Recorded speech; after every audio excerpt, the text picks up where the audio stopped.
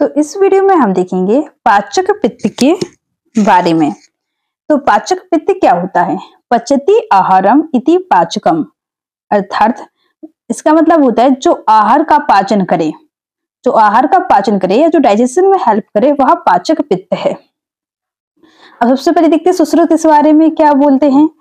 सुश्रुत बोलते हैं तच अदृष्ट हेतु केन विशेषण पक्व अमाशय मध्य स्तंभ पित्तम। क्या लिखा हुआ है? विशेषण पक्व, पक्व और अमाशय, विशेषण पक्व अमाशय मध्य स्तंभ पित्तम। मतलब जो पाचक पित्त होता है वह पक्वाशय और अमाशय के मध्य में होता है। पक्वाशय अर्थात ड्यूडेनम और अमाशय अर्थात स्टोमक, स्टोमक और ड्यूडेनम के मध्य में होता है कौन सा पित्त? पाचक पित्त। चतुर्विधम, चतुर्विधम अन्न पानम पचति, और चारों प्रकार के जो अन्न और पान होता है उसको क्या करता है? पाचन करता है। कौन कौन से होते हैं? पेय, लय, भोज, भक्ष, ये चार प्रकार के अन्न पान होते हैं जो हम पीते हैं। जो हम लेह मतलब जीभ से जो चाटने वाला रहता है, भोज जो खाना खाते हैं, भक्ष, तो ये सारे अन्न का वो क्या करता है? पाचन। चतुर्विधम अन्न पानम पचति, पाचन करता है।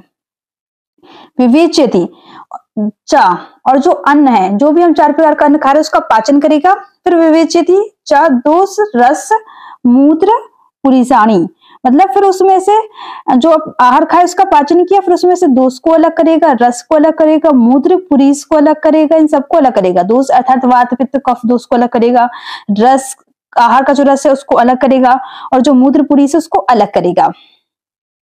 तो ये तच अदृष्ट हेतु किन, अदृष्ट हेतु किन मतलब अदृष्ट कारणों से, यह अदृष्ट कारणों से जो विशेष रूप से कहाँ रहता है?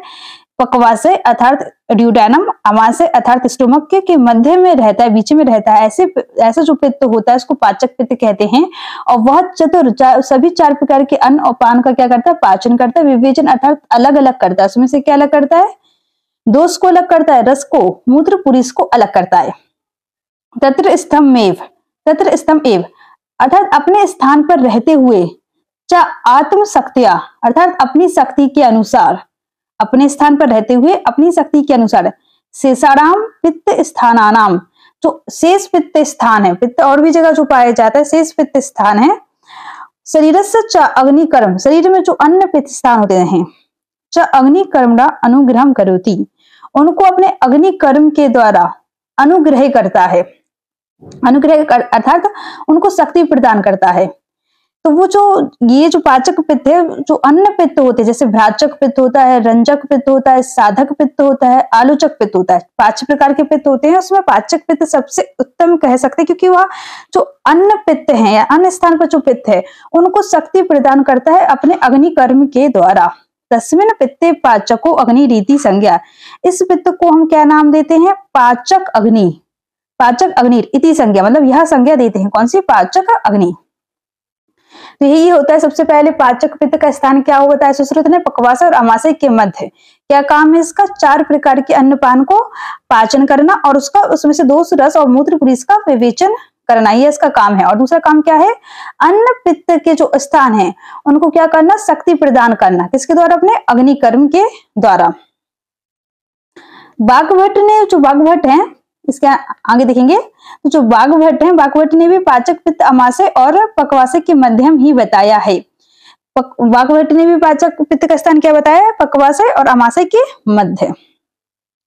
जो पाचक पित्त होता है वह पंच भौतिक, मतलब उसमें आकाश, वायु, अग्नि, जल, पृथ्वी सभी होते हैं, लेकिन उसमें जो तेज महाभूत है, अग्नि, अग्नि अर्थात तेज महाभूत है, उसकी अधिकता होती है। और अग्नि होती है जैसे उसका जो सोम, जो उसका कोमल निर्मल जो उसका सोम गुण है वो नष्ट हो जाता है, क्योंकि इसमें अग्नि महाभूत की अधिकता होती है।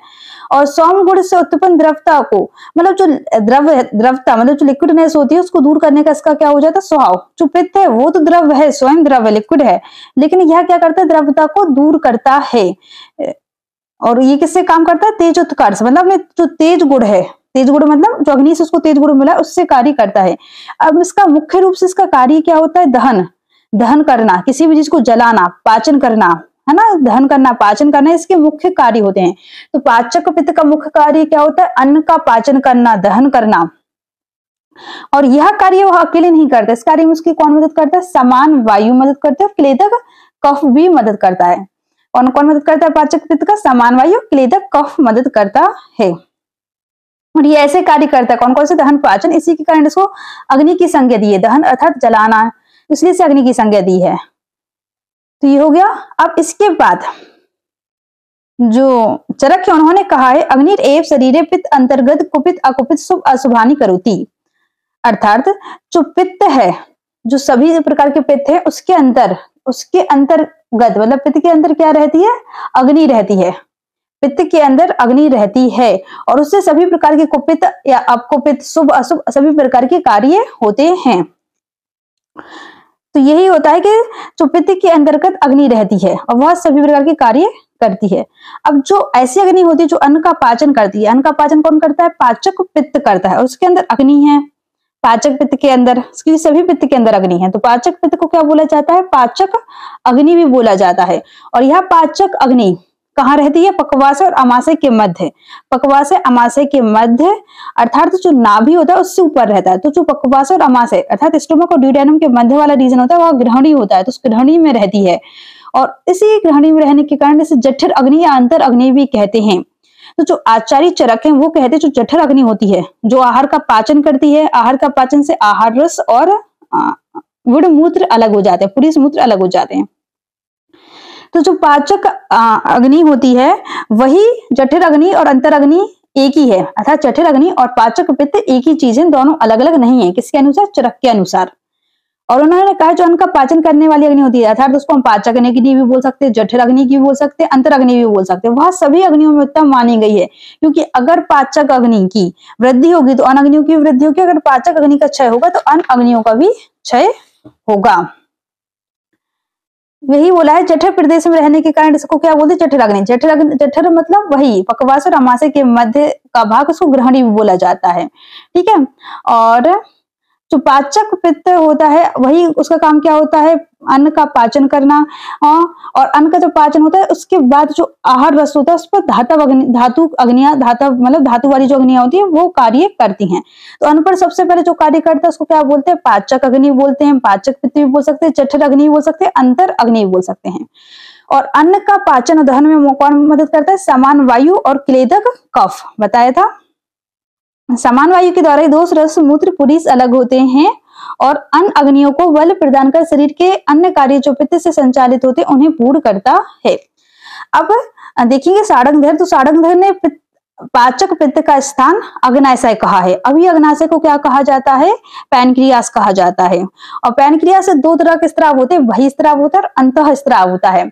और जो बहिस्त्राव होता है उससे डाइजेस्टिव जूसेस निकलते हैं, उसी को पाचक पित्त कहते हैं। और अंतःस्त्राव से इंसुलिन और ग्लूकागॉन निकलता है। तो सबसे पहले पता होना चाहिए पाचक पित्त का स्थान। अगर हम ज्यादातर सुश्रुत की बात करें, वाघभट्टी की बात करें या चरक की बात करें, चरक संहिता के अनुसार सभी की बात करें, तो उन्होंने पाचक पित्त का स्थान कहाँ बताया? पक्वाशय और अमाशय के मध्यम, उसी को जठर प्रदेश या ग्रहणी भी कहते हैं। लेकिन सारंगधर ने पाचक पित्त का स्थान किसको बताया है? इन्होंने पैनक्रियास को बताया है। तो यहाँ हमारा हो जाता है पाचक पित्त।